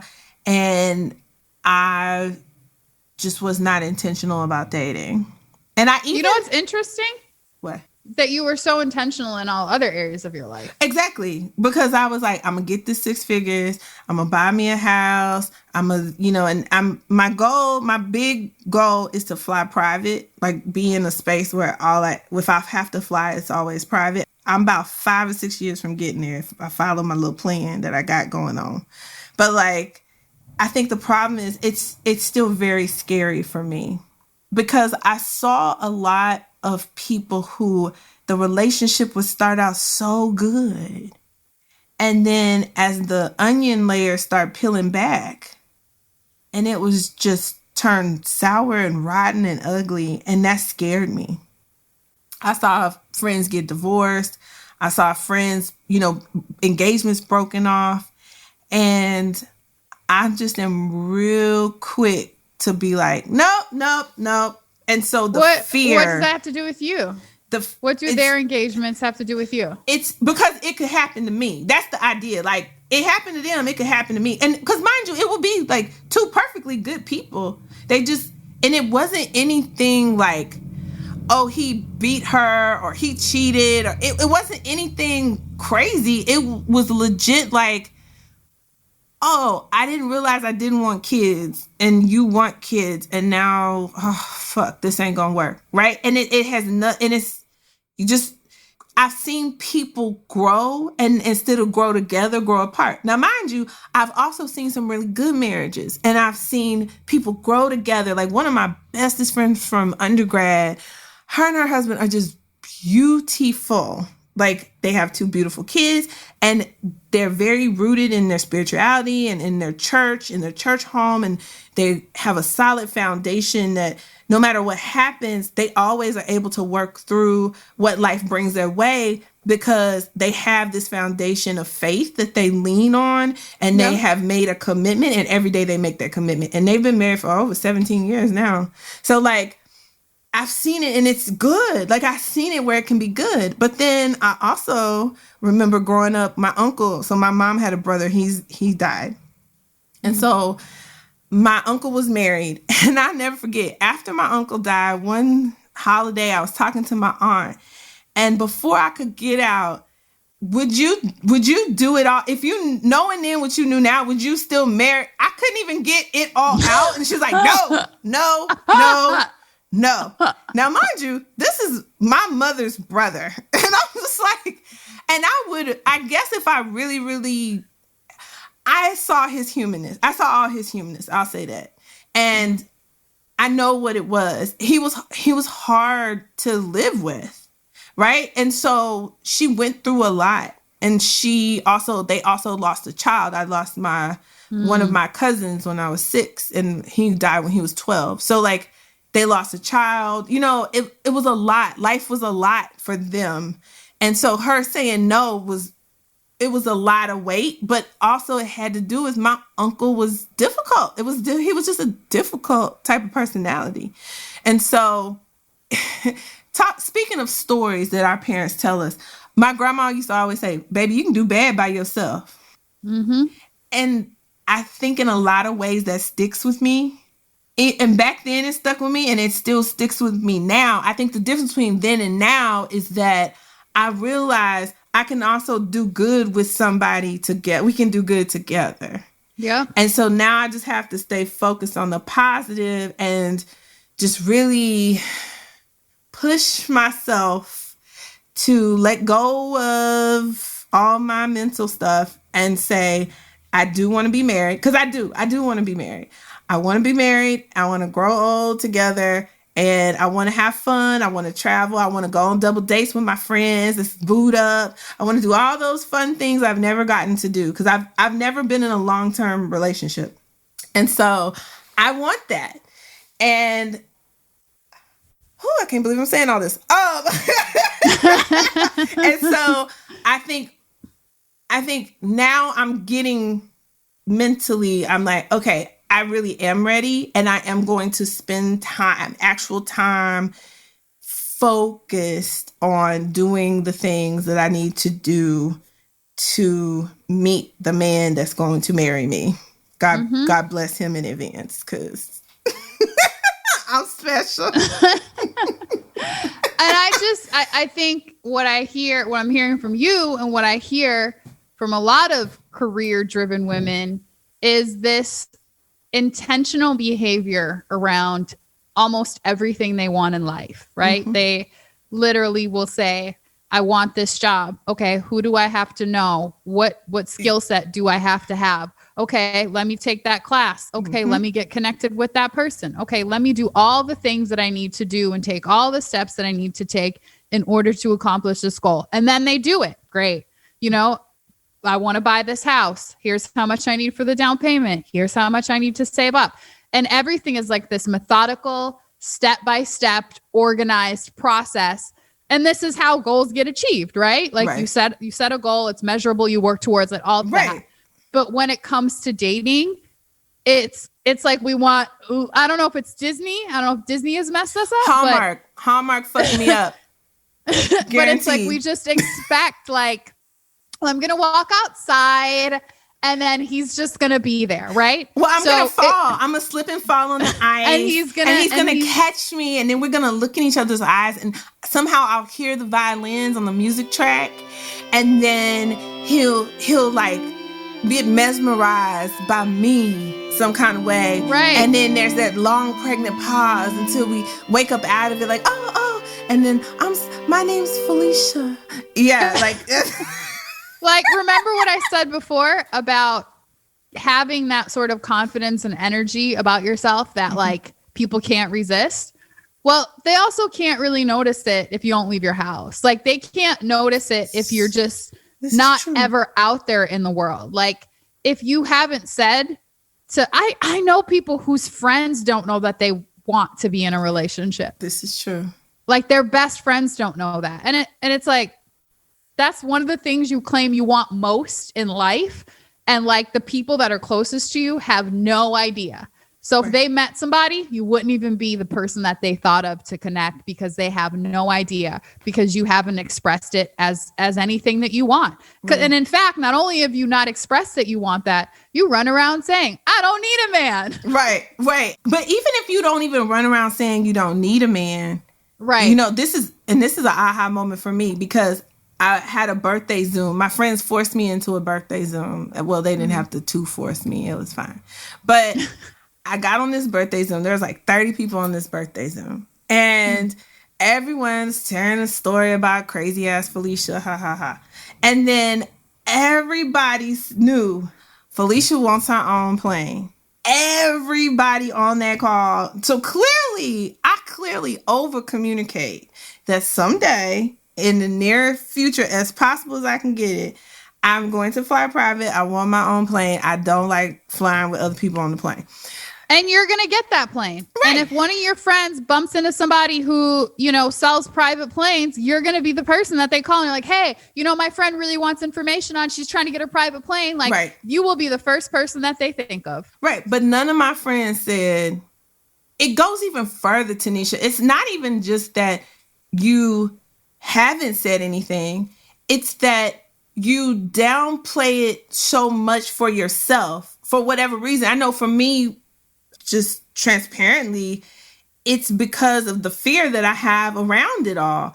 Because it's the thing that I don't feel like I have any control over. Like when it comes to like making money, doing podcasts, school, whatever, when it was only dependent on I can research it, I can make a plan, I can do this, I can do that, all on me. And I know a lot of dating coaches, a lot of matchmakers say, that's no different than the same thing for dating. But for some reason, dating always feels like scarier. Well, it is. It is. It's definitely scarier. Heartbreak is different than like losing a job. Yes. Like you might cry over the lost income for a little bit and then you're like, I could get another one. Right. But like heartbreak, it's personal, it's deep, it cuts, it like gets to the deepest part of your soul and just like rips your heart out and then smashes it a couple bit and maybe takes a couple bites, spits it out, all of that. Right. So it is different. Right. But because it is so important, people in your life should know that that's what you want.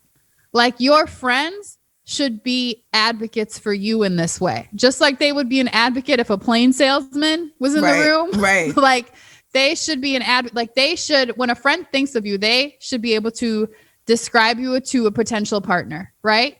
So it should be like, hey, like, oh, you're single? Oh, are you like looking or like, what's your deal? Oh, okay. Like I should really introduce you to my friend Felicia. Like she's super smart. She's beautiful. She's funny. Like she's looking for a man that ... Like, why wouldn't these people be advocates for you? These are your friends. They should know who you are. You should know who you are, what you want. And then once you know that, the people who you are closest to should also know that. And it's not a desperation thing that like, hey girl, I'm looking for a man. Make sure you keep me in mind. Hey, here's my card. It's not like some sort of weird sales pitch. It's really just, as my friend, I am making you aware of my needs, and where you can help me, please do so. You know what? I'm going to round up my friends again.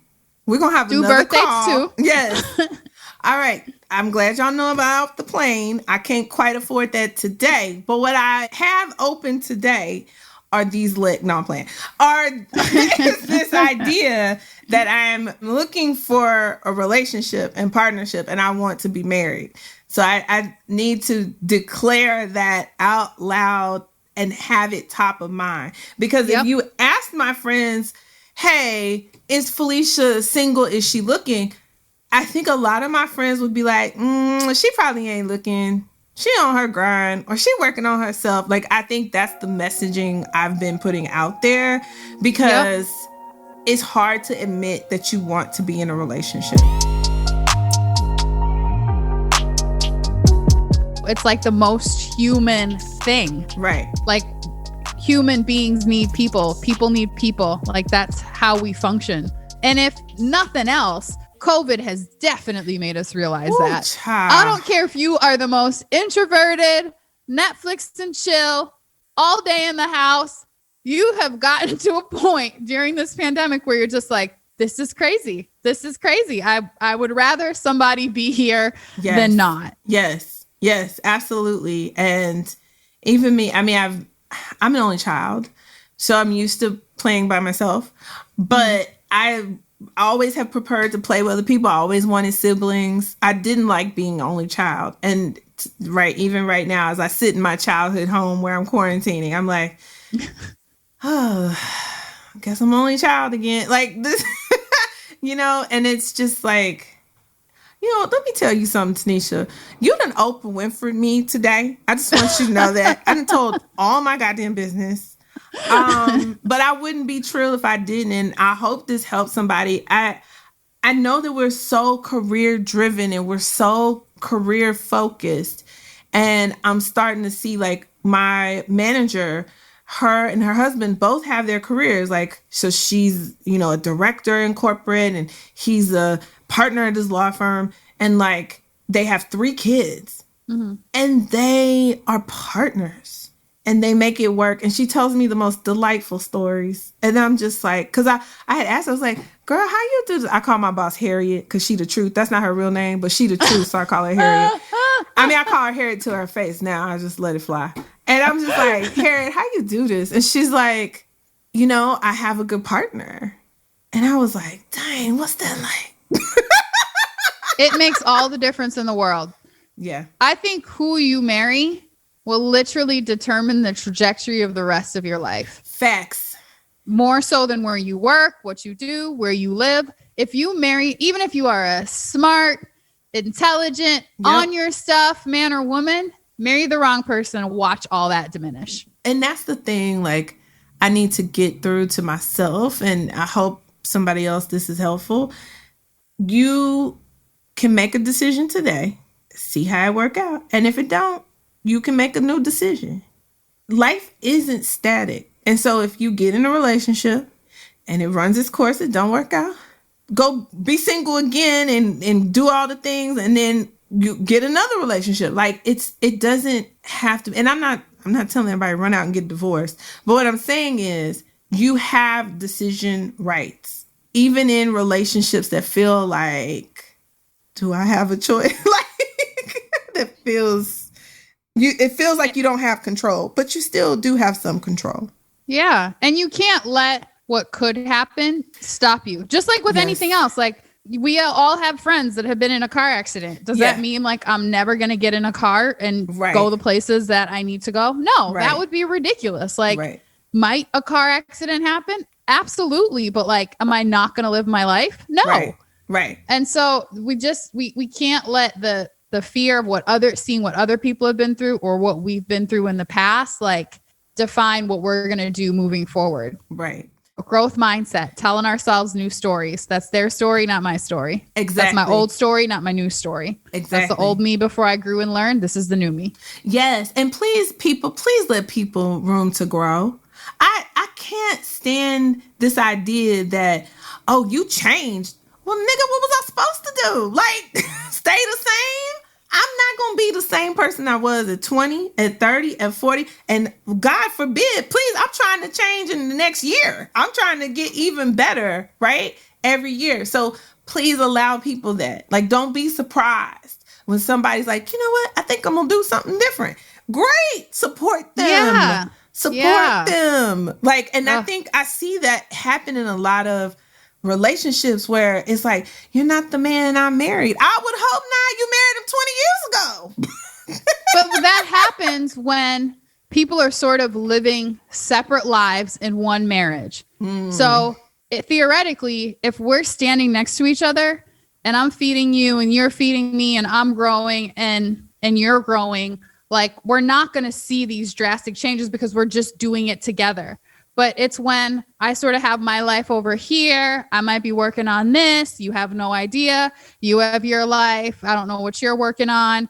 And then when we come together, it's just like, who are you? I don't really know. And that's the work of a relationship, right, is being with this person day in and day out and understanding them at their core to the point where something minor changes, you can talk about it, address it, understand how it affects the relationship. Versus like, oh, it's been 10 years and these changes have been happening and now I don't know who you are. Oh, it doesn't even have to be 10 years. Let me tell you about the MBA phenomenon. And in literally in 22 months, you can come into an MBA, full-time MBA program married. And by your second year, before the 22 months of your program has run its course, you're getting a divorce. And the reason why is what you said. You did not bring this person along. So you're in an environment that incubates you and you're learning all these new things and you're making these changes mentally and how you think through problems and all this stuff. Like you're learning how to think differently and to be ready for this corporate space that you're about to go into. And if you don't bring your significant other along on that process and that journey, and so the MBA Wives Club, I always tell people, and even though it's called the Wives Club, but any person's spouse can go to the meetings or whatever. I always tell people, stay away from them heifers, because all they do is bitch and complain about how their husbands was at the bar with their team and they needed to be at home and da da da da da. Well, I get if you have kids, but if you don't and y'all just married, go to the bar with him with his friends, meet his friends, make him look good, help him in business, help him, upgrade him. Like, don't sit there and bitch and complain, because guess what? When we're at the bar after we've been working on a case all night, we're at the bar having a drink, we're networking, we're doing what we're supposed to do, because these are the people that are going to help us get a job when we get out. And like 5 years from now, this is going to be my school network, is going to be the network I lean into to get opportunities so your ass can be a stay-at-home mom while you're sitting up here complaining. So like, it's mind-boggling to me. And so I've always coached my clients who are embarking on a full-time MBA journey. Do you love this person? Do you want to stay with them? Here's the plan. Like, you have to be super intentional on bringing them along every day and sharing with them what you're learning and how you're changing. Because legit, I have heard way too, like 5 too many times over the course of these past like 6 years. Yeah, we got a divorce because he said he didn't recognize who I was. I'm curious on your opinion on this.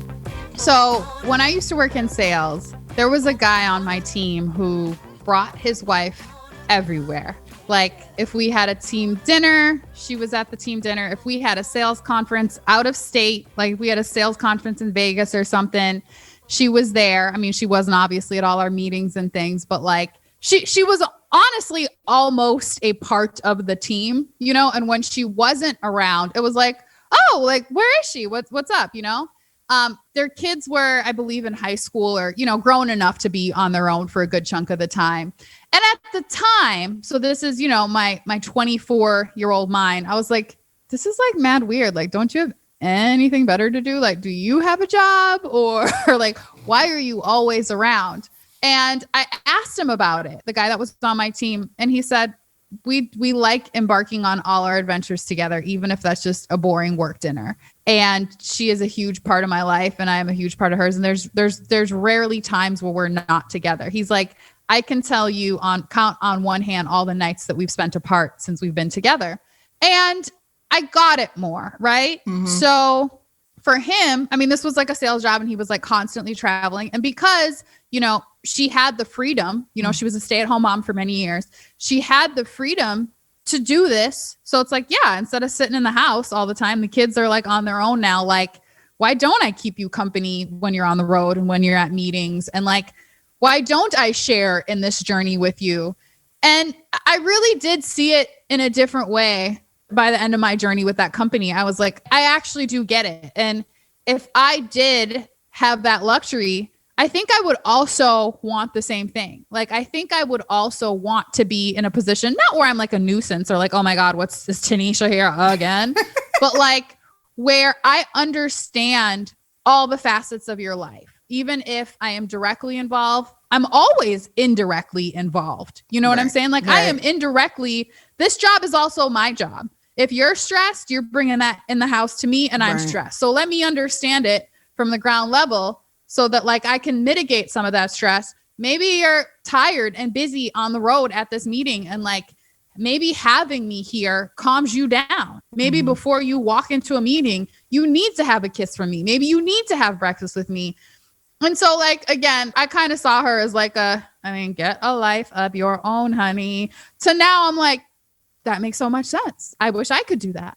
Well, so the only, like, let's say that your coworker was one of my coaching clients, right? Mm-hmm. I would say, let's talk. I understand it, right? It makes sense. It's a little Mike Pence-ish, but okay.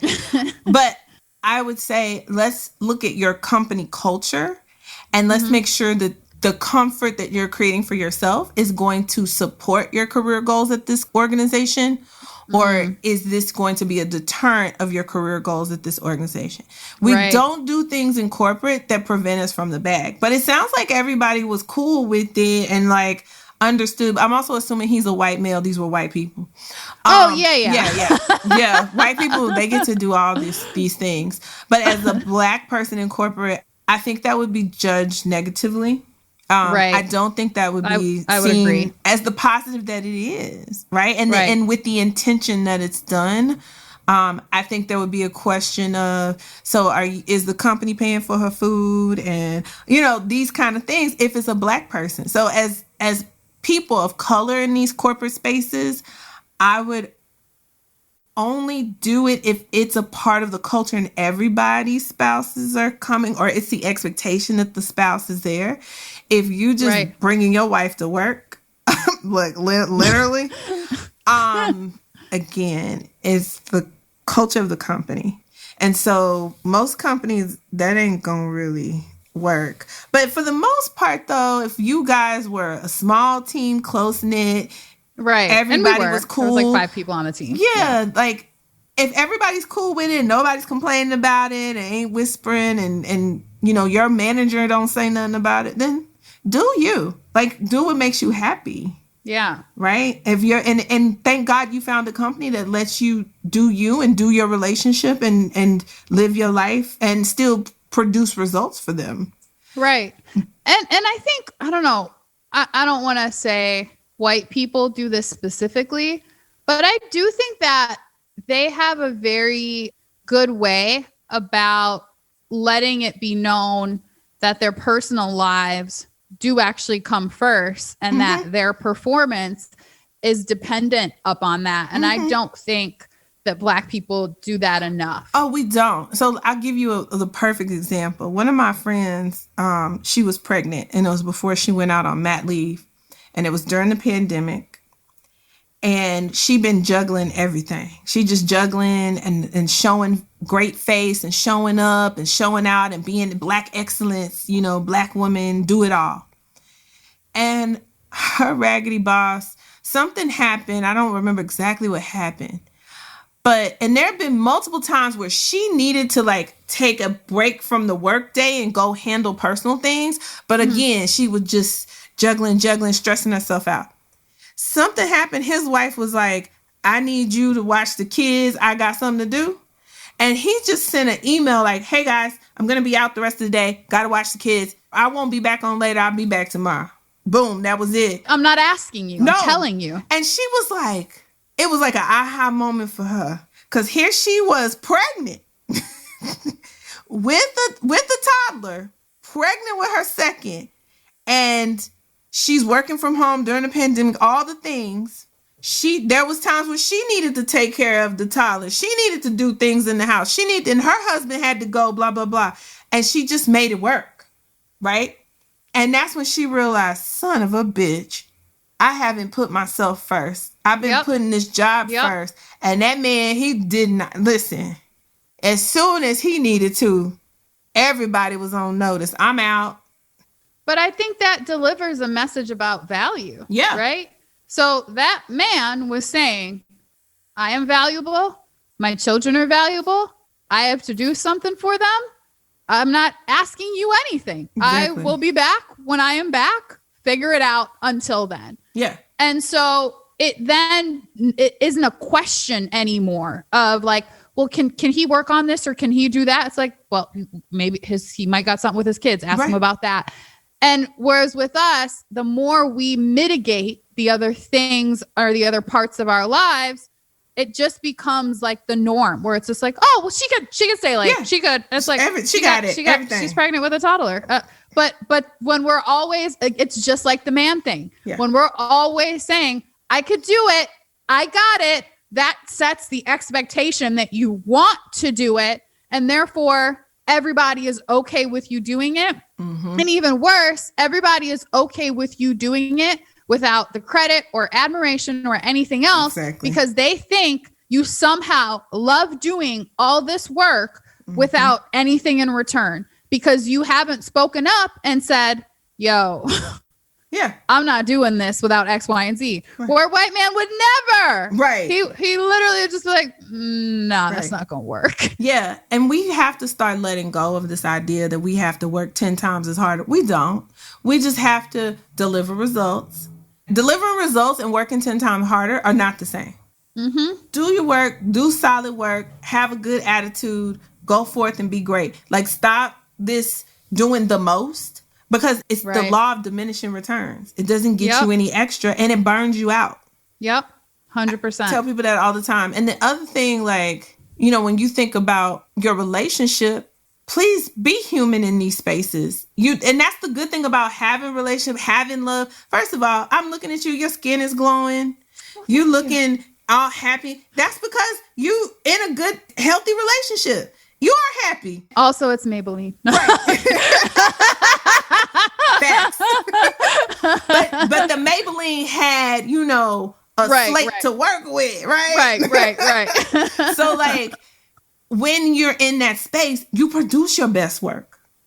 You kill it at work. And so I really want us women to start to understand that as intentional as we are to get to these promotions, to get these bags, we need to be as intentional to manage the love in our life. And if we desire a relationship, to also make room for that, manage for that. Because that's the other thing. I thought I was making room, and I really wasn't.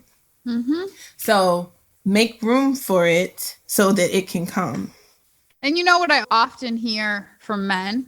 So, you know, my matchmaking services, one of the requirements is an income. Like, you have to have a certain level of income. And I find that most men don't actually care. No, I'm finding that too. For most men, like, yes, they want a woman that is smart and intelligent and on her game. But for them, you know, they really do want a woman that is happy. Like, they're like, if she is happy, she will make me happy. So I would rather her make half of her salary and be happy, and I'll pick up the rest, versus be in a space where she's making really good money, but she's either stressed or unhappy or whatever it might be, because she's just going to bring that home. And so, you know, I'm in no way suggesting that, like, you know, you diminish your career, the amount of money you make, but outside of a man, outside of a partner, like make sure that whatever it is that you're doing, yes, that you're happy in that. Make sure that you're doing it because it makes you happy, you know? So it's like, don't chase the bag just to chase the bag. Like, does that fulfill you? If it fulfills you, great. Chase that bag. If you are happy doing that, do it, but don't do things just to do them. Yes. Don't get in a relationship just to be in one. Get in the right relationship that brings you joy and uplifts you. And with a job, don't just have a job just to say, I have a job and I have this title. Look at me. Unless it is bringing you joy, who cares? Right. Because you being miserable at work isn't going to get you anywhere. So your LinkedIn picture can be pretty. Your little Instagram shows can be all there. But if you come on these Zoom calls every day looking like hot death and you don't care, that's not helping you. That's not helping anybody around you. You're not doing a service to anybody. So yes, please, in all relationships, corporate relationships, personal relationships, love relationships, friendships. Like, I really love Insecure. Like, does this serve me?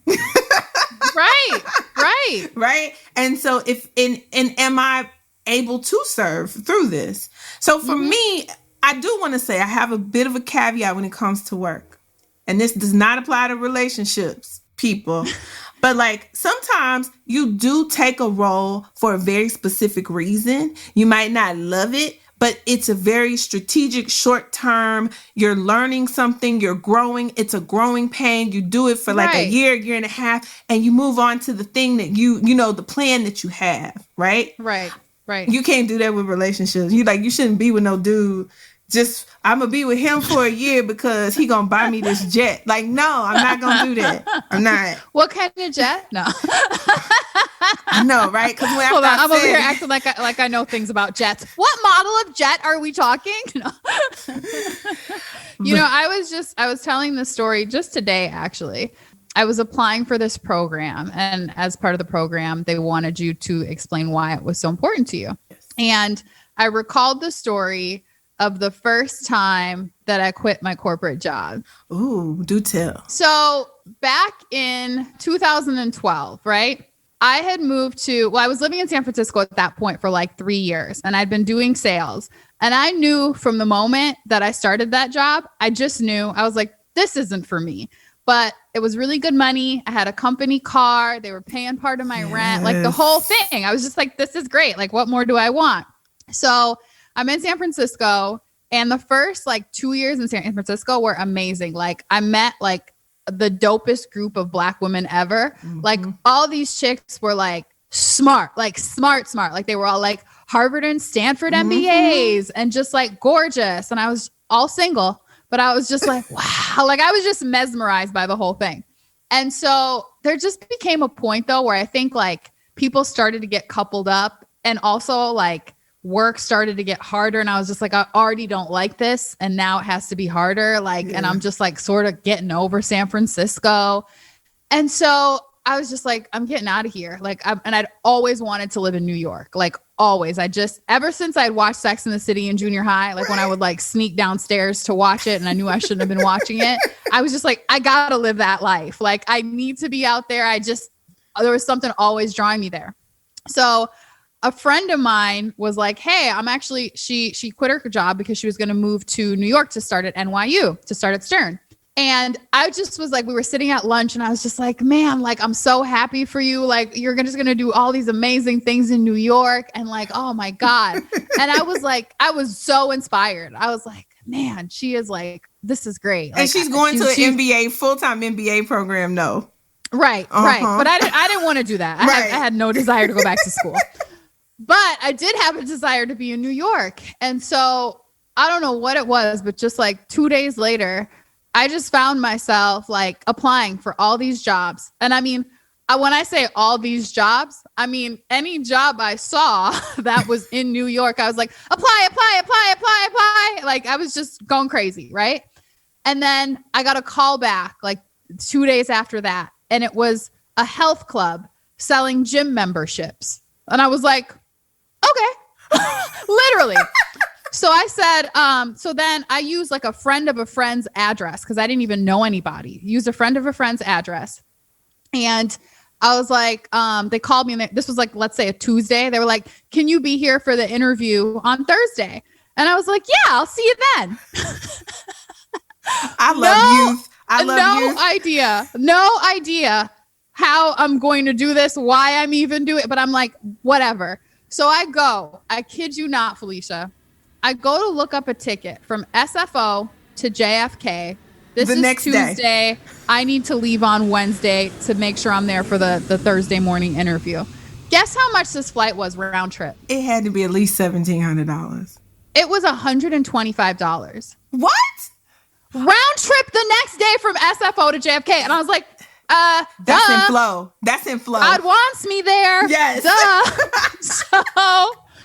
So I get there, like literally stay the night in some crap motel by JFK, take the train to the interview, take a taxi to the train. Cause like, I didn't know New York like that, and get to the interview. And I'm like all smiles. And I'm like, yeah, like that'll be great. I can't wait. Yeah, cool. Sign me up. And then they told me the salary. And it took everything on my face, like every facial muscle I had, not to be like, the what? Right. You want me? How do you want me to live in New York off of $35,000? That's crazy. Are you serious? That's welfare. This is ridiculous. So I was just like, okay, yeah. But I wanted to get out and be in New York so bad that I said yes. I was like, okay, cool. Yeah. When can I start?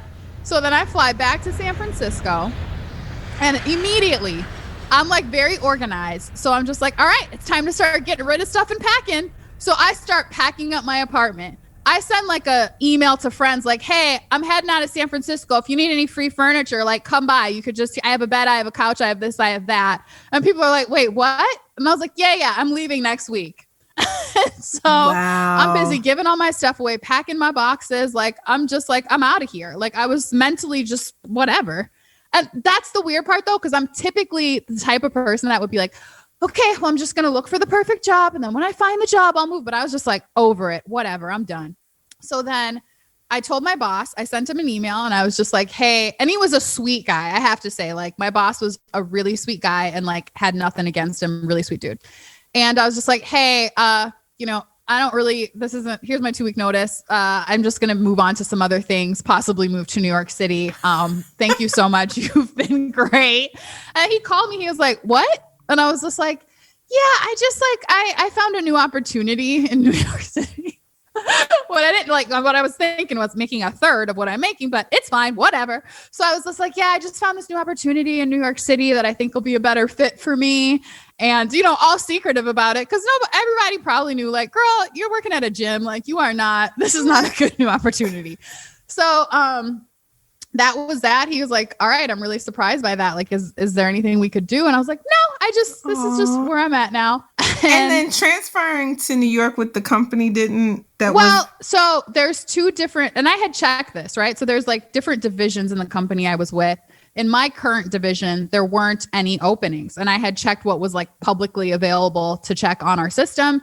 There was nothing in the other divisions. It's typically really hard to move over to the other division. So I was just like, man, whatever. I'm done with this anyway. So the next day, I get a call from the division VP who really liked me and who I really liked. This is a white man. I just want to caveat that by saying it actually, had some good relationships. Yeah. So he says to me, he's like, Tennesha, I just heard you're leaving. Is that true? I'm like, yeah, I found this new opportunity and I'm just really pushing this new opportunity train. So I just found this new opportunity I think is a really great fit for me in New York. And he was like, really? And I was like, yeah. And he was like, I'm really shocked by this, because I was doing really well. Like I was a star, but like, I just didn't like what I was doing. So then he says, can you just not do anything yet? He says, can I call you tomorrow and can we talk about this more in depth and just help me understand though why you're leaving? And I said, I really just want to be in New York and I found a great opportunity in New York. And he said, okay, don't do anything. I'm going to call you tomorrow. He calls me the next day. He says, so there's going to be an opening in Boston. It'll be next month and it's yours if you want it. And I said, I really appreciate that, Greg. It's I do. but Boston is not New York. And that's really where I need to be. But like, thank you so much for like looking on my behalf. And then he was like, okay. He was like, I mean, I get it, but he's like, don't do anything yet. By this time, I have already booked a plane ticket. Like furniture is being hauled out the door by friends, like I'm ready to go. Like I already have contacted my landlord and be like, hey, are we going to keep the deposit or how do you want to do this? I'm leaving by the end of the month here. Like, so then he calls me the next day. And now, mind you, I still have the big opportunity in New York. He calls me the next day and he says, all right, Tennesha, I got something in the retail division. So this is another division of company. I got something in the retail division and you just have to interview with the hiring manager. You'll be managing a team in New York. And I said, really? And he was like, yeah. So you just have to interview for it though. And I was like, okay. So then I interview for it with the hiring manager. I get the job. And then get this. This was the part where I was like, oh my God, like you should really have faith. So I get the job still with my company. But now as I'm negotiating my salary for this new position, I say, well, I have this amazing opportunity in New York. And like, I've sort of actually already accepted the position. So what's up? So I renegotiated my salary. They moved me to New York on the company. And then I was able to get a really, nice place in New York that I really liked. And so here's what this taught me. This really taught me the power of having faith because I had never just taken a leap without any sort of like real plan. Like in my mind, I was going to work at this health club and just thug it out in New York and figure it out.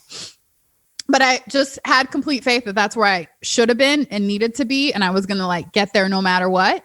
But also, I actually did realize the importance of like advocates because had this, VP not taken a liking to me and I hadn't gotten to know him, like no one would have gone to bat for me and I would have just, left the company and ended up working for this health club. And who knows, I probably would have got to New York, been struggling like all, like I can't eat. I'm going home. So things definitely worked out amazing in that situation. And every time that I get to a moment where I'm just like, I don't know what to do. I feel like I'm overwhelmed. I feel like I'm not doing what I'm supposed to be doing. I'm just like, what's in your heart and what do you actually want to do? Even if it doesn't make sense, do that. Yeah. That is so powerful because how often do we talk ourselves out of things? Yep. And that moment of conviction where you're like, I'm through. I'm just gonna do it. And it's just faith without works is dead. My grandma used to always say that too. And you did the work, but then you showed so much faith when like God, basically you were just like, God gonna figure it out. I'm gone. Yeah. Right? And that was not typical of me. It so was not typical of me. Like, because I think what I generally would have done in that situation is I would have went to my boss or somebody else and been like, hey, I really want something in New York. And then they would have said, oh, well, you have to do X, Y, and Z first, or, you have to wait, or there would have been some sort of obstacle. And then I would have let that dream be squished in that moment by feeling like, well, I'm already on this path. And, but just saying like, yeah, this is just what I want to do at all costs, So now one of the things that does always bring me comfort, and I do have to like say this too, is that I am really comforted by the fact that I can always go home. Right. Yep. So if I had gone to New York and kept this job and just gotten like, what am I doing as a last resort? I probably just would be like, hey, mom and dad, I'm back. Right. Like, so I'm not going to like, act like, oh my God. And it was that or bust, So I have always had a really great comfort in that I can always go home. So like, shout out, to my parents for like always making me know that and like making me feel that like that is always an option, So yeah, it's a beautiful thing. Yeah. So like this raggedy house I'm sitting in, I haven't taken as good of care of it as I should have over these years, but my mom worked very hard so that if anything ever happened, I own this property outright. As long as I pay the little taxes every year, can't nobody take it away from me. It's mine. And she worked very hard to leave this for me so that if anything ever happened, you can always come home. Yep. And I would say for people who feel like they don't have that safety net, create your tribe so that they are your safety net in that way. We all need that sense of security to know that the whole world, our whole world can crumble all around us, fall all the hell apart, break loose, everything. And if you just have that one place you know you can get to, and somebody gonna send you a ticket and pick you up at the station, and you can go there and just lay out and cry it out, you should never be afraid to do anything.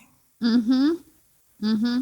And so we all need to get there. And that includes work and relationships. Right. So you take a chance. You love somebody with everything you got. And then that shit fall all apart. Go to your place where you always have somewhere to go and be loved and cared for. Like, I'm so grateful for my friends. I was the only child. You know, my mom and my grandma raised me. So my family is now who I make my family, right? Except I have extended cousins and all that stuff. But like, the people I'm closest to are my friends, is my tribe. And I know if I pick up the phone and I say, hey guys, that's all I got to say. I don't have to say nothing. And I think that's because they know that if they call me, they get the same in return. And so you can actually some people, unfortunately, they're not as fortunate as we are. They have shitty families. I get that. But you can create your family. And all you got to do is love people. That's it. And it's scary, but you don't lose anything if you love and somebody does you wrong. You don't lose anything. Right. In those friendships, right? The way that they are there for you and the way that you all have become family to each other comes from the understanding that I need you and you need me. Exactly. And being vulnerable to say, I do need. Yeah. Which is like so freaking hard. Like you wouldn't ever just say to those friends, I mean, you're around because you're cool. Like, I like you, like you're cool. Like, it's like, I genuinely love you. I genuinely need you. My life will be different without you. Exactly. And there's nothing wrong with saying that to a romantic partner. Exactly. But why does it seem so scary?